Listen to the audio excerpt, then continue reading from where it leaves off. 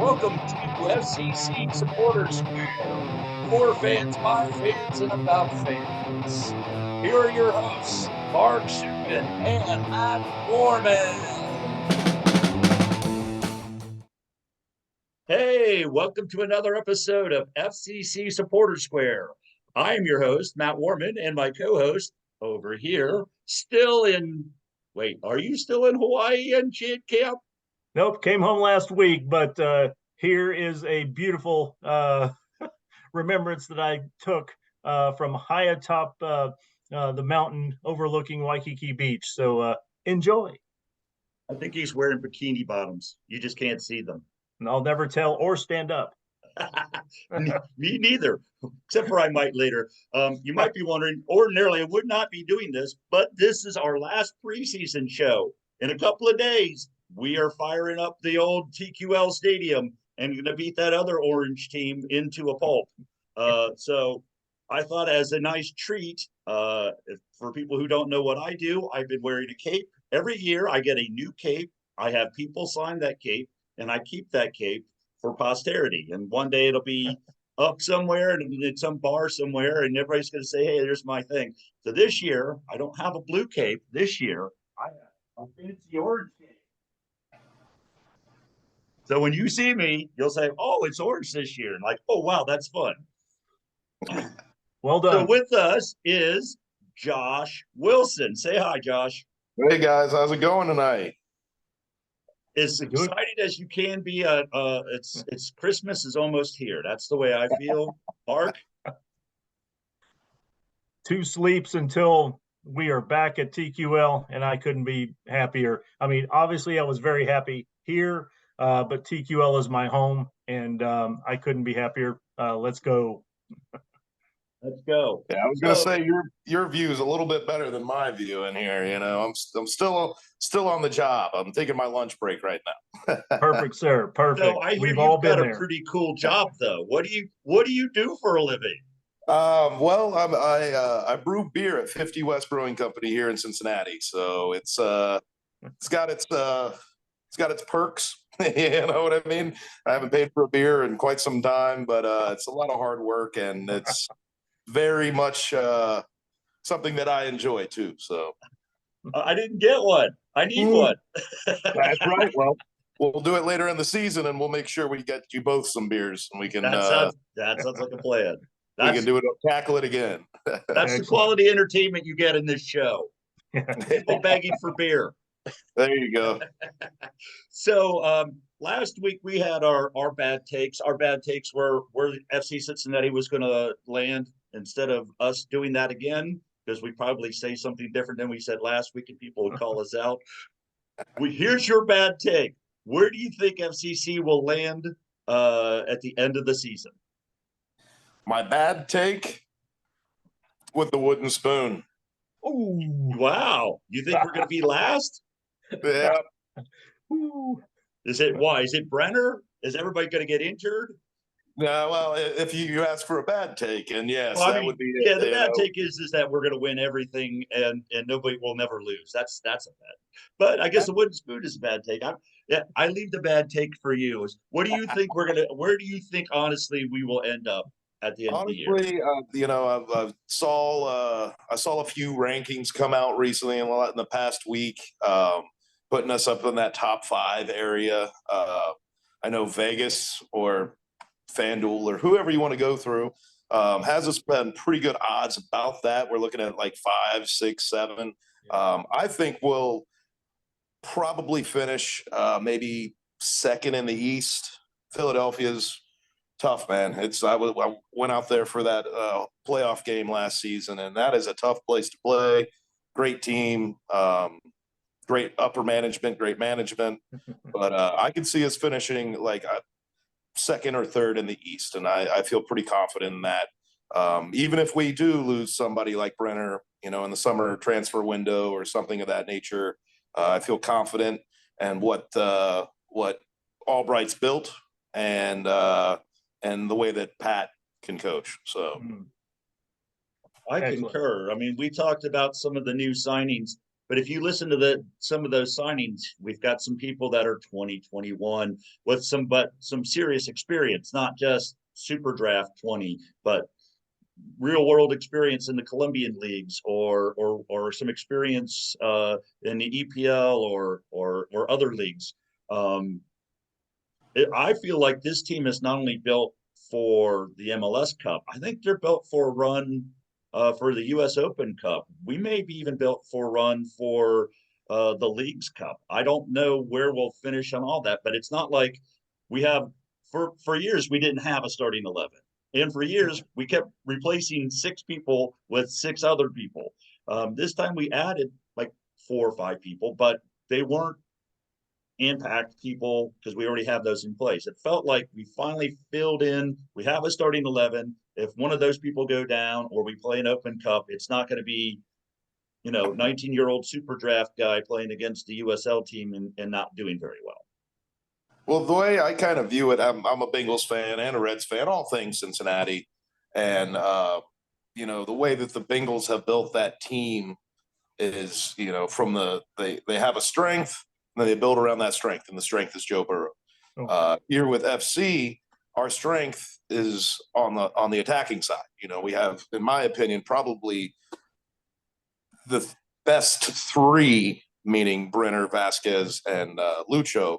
Those front 3, I think, rival just about anybody else in the league.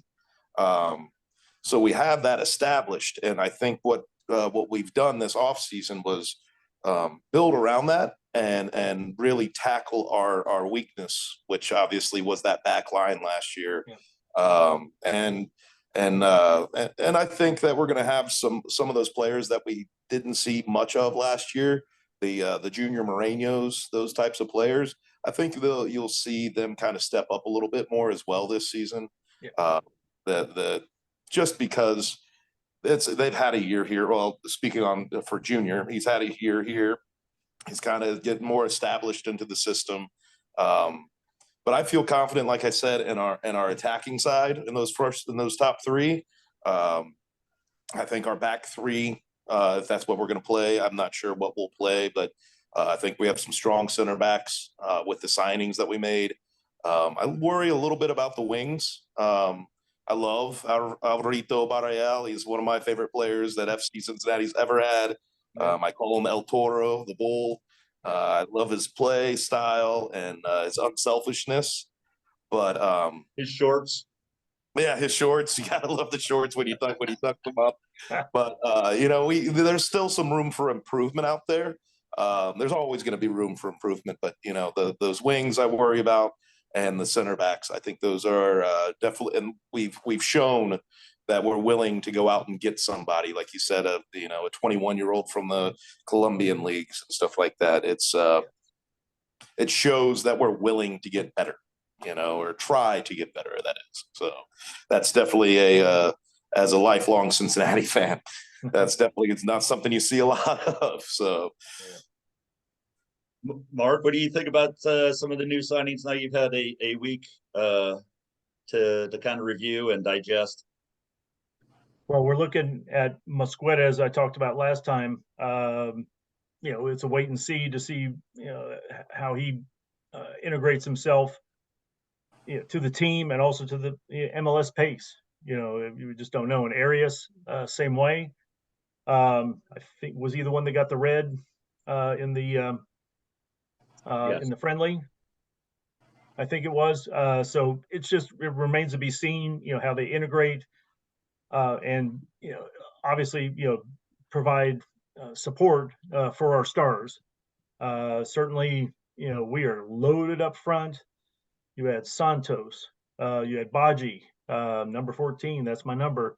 Baji's going to have his year this year, and then you have like Moreno. All of these players are getting a second year here, where we exceeded expectations last year. Well, where's it going to take us this year?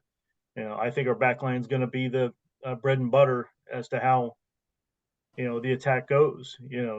It's going to come from the back line. It's going to hopefully hit a midfield that's ready to accept and turn it over to the front line. And so I'm just excited. We're not just getting rid of players just to try to, get some different players in here to try to get out of a wooden spoon scenario. We're actually on the front foot here, and we're competing now, and we're testing those big dogs out there now, the Atlantas that used to be top dog. Philadelphia, that's the crown jewel. We have to go through them to get where we want is the MLS Cup. So Philadelphia is always going to be the excellent club that's always getting new players, selling them for vast sums of money all over the world. But we're just starting out here, so we have that opportunity coming up, but we just certainly want to compete at this point as high as we can go. Winning a playoff match was great last year. I want home matches we can win now, and of course the new playoff structure, very odd, but I think they're trying to make it a little bit like MLB, but it certainly seems like a very long process with this, with 9 teams, best of 3 in the first round, and then sudden death after that. I see good, I see bad with it, but certainly I just see the longevity of it is kind of a little too much. But I get it. We have this many teams in MLS now. You have to consider that. So that's where I'm coming from there. Yeah, Apple needs to make some money. They're obviously spending some money. They want to have as much content as possible, and if you can go 11 months with content, I think at the end of the season, particularly if we go deep in the playoffs, it'll be like, didn't I just see you a couple of weeks ago? We're doing this again. I thought we just had the holidays, and now suddenly we're here again, but not like a few months.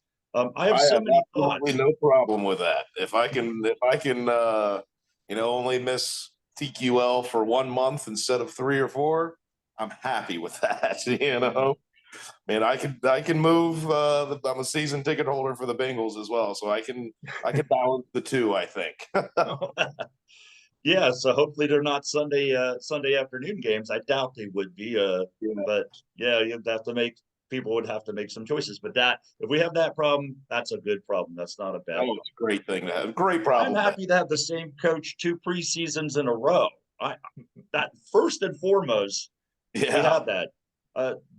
Brenner, his first year, people were like, "Get rid of this guy. Why are we having this guy?" And I said, "Because I saw this with Barriel, your favorite guy." Yeah. First year, he showed glimpses of promise, but then there was lots of lapses or frustrations and that kind of thing. But people, us fans, us crazies, we want you're $10 million. We expect $10 million of product on the pitch day one. But you got to remember, these guys are young. It takes a year, even like a Junior Moreno, right? Knows the country, knows everything, but you got to move to a new place. You got to put your kids in school. Your wife has to find new things, and you've got to make her happy. And then you may know the system, but not the way that the coach is doing it. So maybe you have to learn some things differently. So it takes a whole year to quote gel to get things going. I think we have that. I think the new guys, there'll be less time for them, but we have to give them a little space to get comfortable to show what they can do. So what's your take on the best of 3? Looks like we get a home game regardless if you make the playoffs. I think that it's obviously, I don't want to call it a money grab, but it's a money grab for both the MLS and Apple TV. But I have no issues with it because I like the structure of having aggregate home and away style play. So every club gets a home match. It's I bet the atmosphere is going to be incredible at TQL when we get a playoff home match. I think it's healthy for the sport. I do, because it's going to build. At that point, when you get that late into the season, it's very dependent not only on the strength of your team, but also the depth of your team. And having with us, Mark brought it up earlier. I think it was Mark. He said, he brought up Dom Baji and Surge, and just like we have so much. Our strengths are tenfold because of our depth. Yeah. And I think that that's what a truly good or great soccer club has to have. And in order to see that, you have to play that many games. You know what I mean? You have to, play a Wednesday and then turn around and play on a Saturday and play the next Wednesday, and teams like us that, well, I can't speak that highly of it because we haven't experienced all the depth across the board. But I mean, the Serge Santos is like a lot of clubs in the MLS. He would probably be a starter, and in my opinion, and that like I said is one of our strengths is our depth, and I think that as the season progresses, you'll see those types of things come to the forefront. I mean, you look at Philadelphia. You brought it up. The definitely in the East, the crown jewel of the East, Philadelphia. Yeah. They have depth at every single position, and that's only going to help whenever we get into the depths of the playoffs. God forbid somebody gets hurt, or somebody ends up on a couple of cards or something like that and is unable to miss it, or unable to play the game and misses the game, then we have somebody that can slide into that position. And I don't think a lot of clubs have that ability. That's why I think that we will have the ability to have a really good chance of finishing that top 2 or 3 spot in the East, and maybe push for that number 1. But I like it. I think it creates more, I guess, like, I wouldn't say animosity between the clubs, but like rivalries. If we continue to run into the Philadelphia Unions of the world or the Atlanta Uniteds of the world, and we see them every single year in the playoffs, it builds that rivalry that we've never experienced on an MLS level. And obviously you have them all around, but the closest thing we have is Columbus, and hate to say it, but it's not gone our way. So hopefully that's one of those things to change in the near future. But I enjoy the new. I hope to enjoy the new playoff format. I like the way that the interleague competition's going with Liga MX. I think this will be really, really interesting to watch as the years go by. I think it's going to be a really, really good time to be an FC fan in the next 4 to 5 years. I'd say, just with the growth of the sport and the growth of the sport as far as broadcasting and watching the games goes. So. This is something that I always said, like making the MLS, that we are a bit nostalgic sometimes. It's like, oh, the USL, and we had 30,000 in Nippert. Why couldn't we just stay in Nippert and do that? Lionel Messi may be playing for Inter Miami. He would not be playing against the USL FC Cincinnati. No. We have the top talent that we do have, and the rivalries that we will have, and the possibility to play an EPL team, and not a friendly, but in the Leagues Cup if we win, right? Yeah. Just these things make me so excited. So, for sure. Go ahead. So now let's do a little bit about you. This is what this show is about: fans and their perspective. And we're fans, and those are our opinions, and we're not tacticians or anything like that, but we kind of know the game. But first, how did you? What supporter group, if any, do you belong to? In years past, I kind of made my rounds. I've joined the brigade one year. I've been a part of DI. I've been a part of Pride. Kind of made my rounds. So growing up, I never played. I went to some soccer games in high school. because I had a crush on one of the girls, and cheered and learned the game through that. And we ended up being a thing, and so I learned and understood what the game was and what it took to play the game properly. But I was a football, baseball, basketball guy growing up, and um, after a little, once the USL thing started with FC, it took me, I think my first supporter group I ever joined was 2017, and I joined Dienenstadt because of Mecklenburg Gardens. Mecklenburg Gardens, as a beer drinker, is one of the best places in the city to drink beer.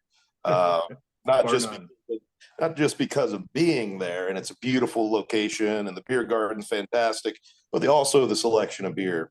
So 2017 was my first time joining a supporter group, going to an FC match, and experiencing the Bailey, and I fell in love, and I said I didn't know soccer or football could be this way, and so I joined DI, and then joined DI the next year in 2018, and then 2019 is when I started kind of just checking other things out, and joined the Pride in 2019. I was still a member of DI, so I have scarves and all that kind of stuff from everybody. And in 2021, I rolled through TAFs and met you on the march.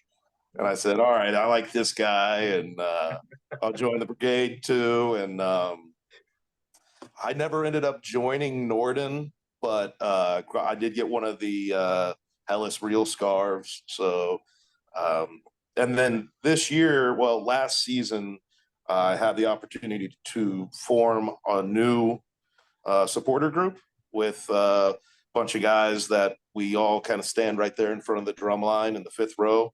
And the supporter group is called the Fifth Line, in reference to us being in the fifth row right in front of the drums, section 108, as well as essentially being the fifth line of players, if you want to say. We have the defender, center, attack, all that kind of stuff. So last year we founded that and formed it. This year we actually got a scarf, which is nice. And we're starting to build some other things out, and potentially working on a beer that'll be, on draft at Holiday Spirits. That's our meetup bar, our pub, if you want to call it. But yeah, those are kind of what got me into the whole supporter group side of FC Cincinnati, was those kind of groups. And then, over the years, I kind of made my ways to different places pre-game, to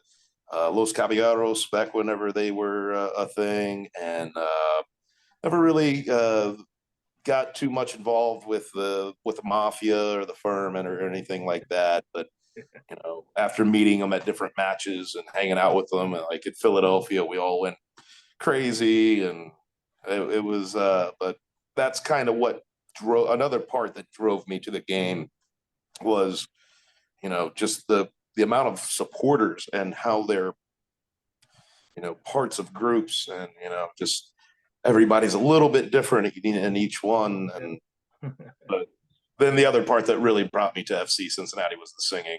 And as Matt knows, I think it was 2 games last season, we started a chant in the middle of TAFs, just pounding on the top of the bar and singing and just having a good time, man. There's nothing better than, I've been to a lot of different sporting events, from boxing to MMA to horse racing, to football, baseball, basketball. There's nothing close to a soccer match. There's just nothing close. If you want to come see this guy over here and this guy here, we do our pregame chant. We do our oys. People who know, and we will have a very good time. And so where did you say Holiday Spirits is your bar? Yeah, that's our bar or pub now. Holiday Spirits. It's right along the path of the march. One thing that I would like to say is I'm very, very happy that and just based upon what it sounds like and kind of reading the tea leaves, that the march is actually going to start a little earlier this season. All of last season, I did not make it in to the March because it just seemed to start a little too late for me.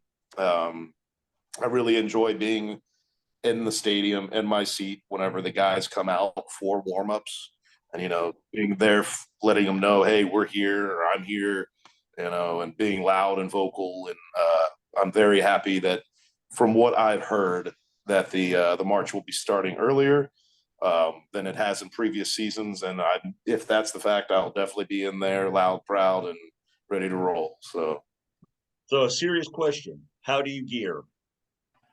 how do I gear? Yes. How do I gear? So people who don't know what you look like on game day, how do you gear? Well, there's two things. I'm braided on my beard. This isn't braided; it's just banded together right now. That's my first step.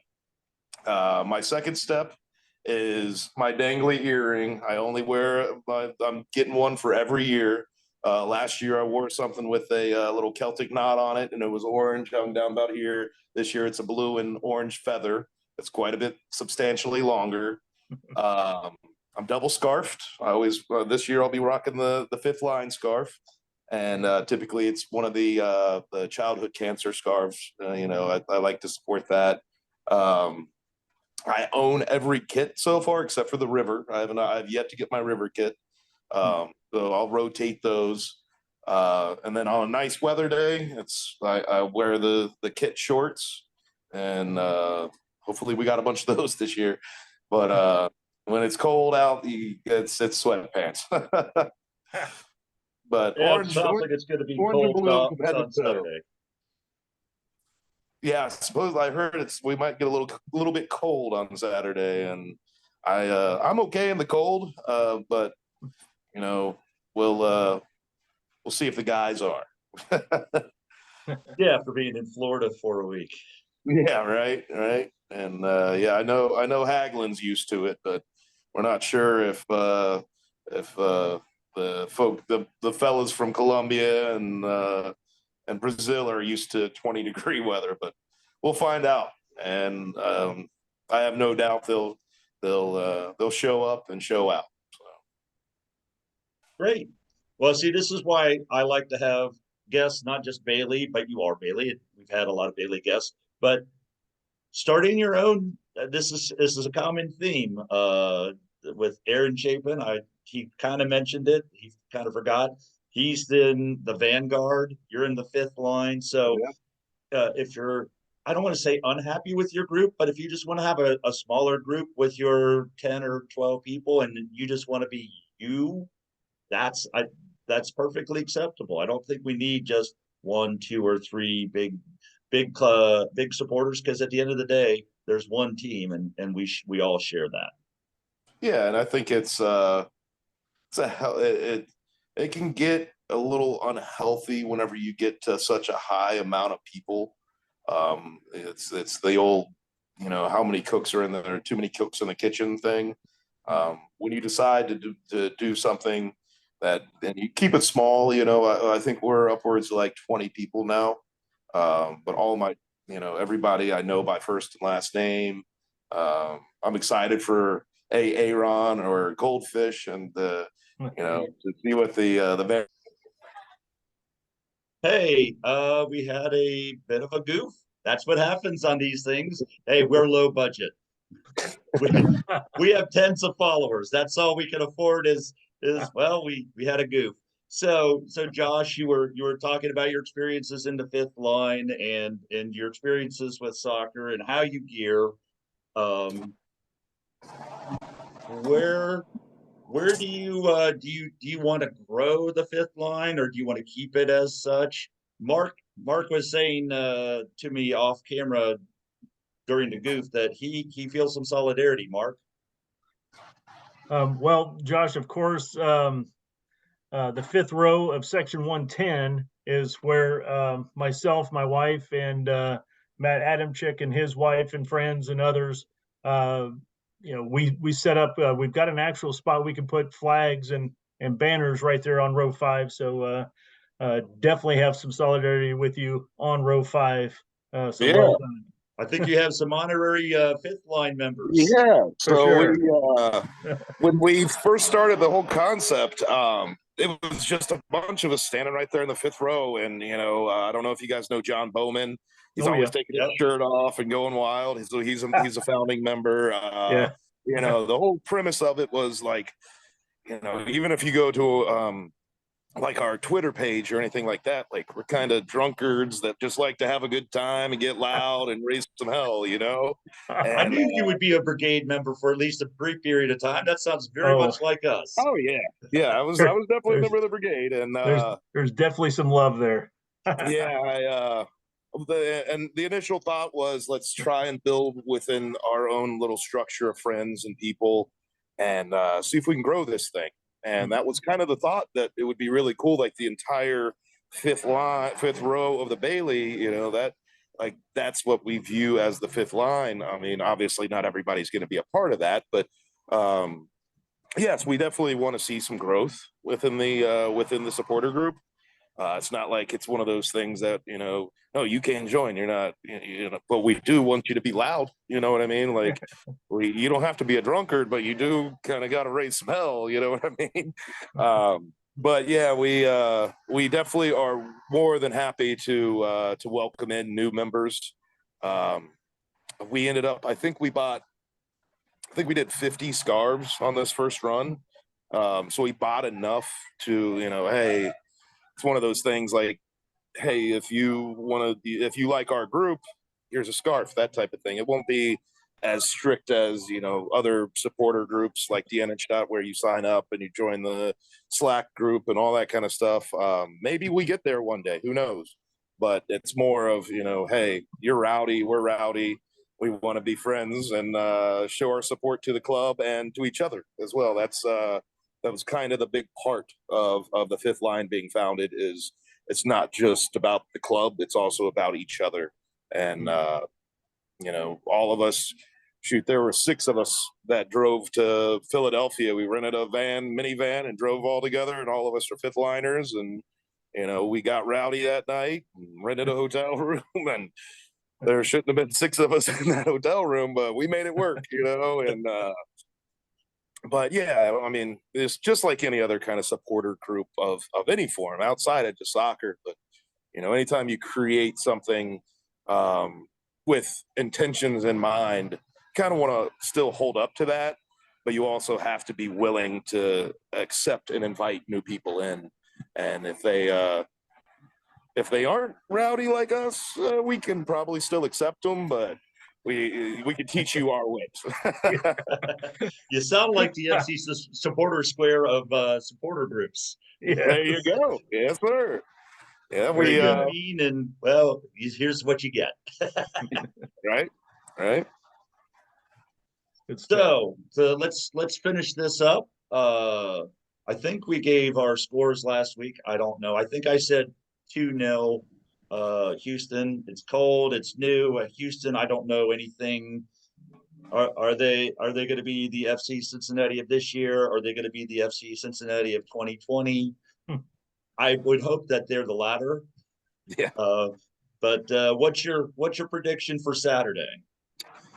Well, the good news is they're in the West, so it's not like, if we drop this game, it's not the end of the world. I feel pretty strong that with Brandon Vasquez in particular getting some play, with the men's national team, he's got some fresh legs under him. He's in form. I feel pretty confident offensively. I really honestly don't know much about them down there. I don't know much about what their squad looks like. The only guy that I really fear in Texas is Ferreira. And I'm pretty sure he plays for Dallas, right? Yeah, that's the only guy in Texas that I'm like, we should worry about. But I'm sure there's some Austin supporters that might beg to differ a little bit, but I feel you. I'm sure there are, and I'm, for the love of the game, I'm proven wrong, just for the love of the game, and to see talented players in the MLS is probably just as important as seeing talented players in at FC Cincy. But I honestly don't know much about Houston, like I said, but I feel confident, and I would like to see something like 3-1. If we could maybe get a clean sheet for Roman, that'd be pretty cool.